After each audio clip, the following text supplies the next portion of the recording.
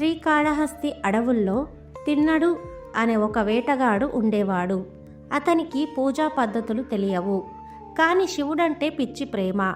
రోజు వేటాడి తెచ్చిన మాంసాన్ని శివుడికి నైవేద్యంగా పెట్టేవాడు. నోటితో నీళ్లు తెచ్చి లింగానికి అభిషేకం చేసేవాడు. అది చూసి అక్కడి పూజారులు అసహించుకునేవారు. కానీ తిన్నడి అమాయకపు భక్తి శివుడికి నచ్చింది.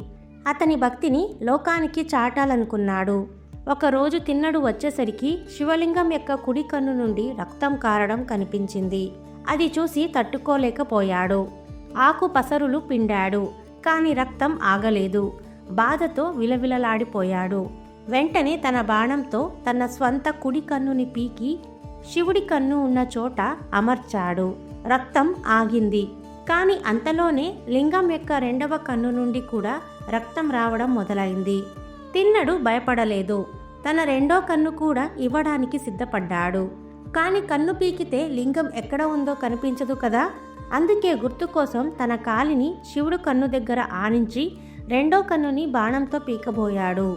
ఆ త్యాగాన్ని మెచ్చిన పరమేశ్వరుడు ఆగు కన్నప్ప అంటూ ప్రత్యక్షమై అతని చేతిని పట్టుకున్నాడు.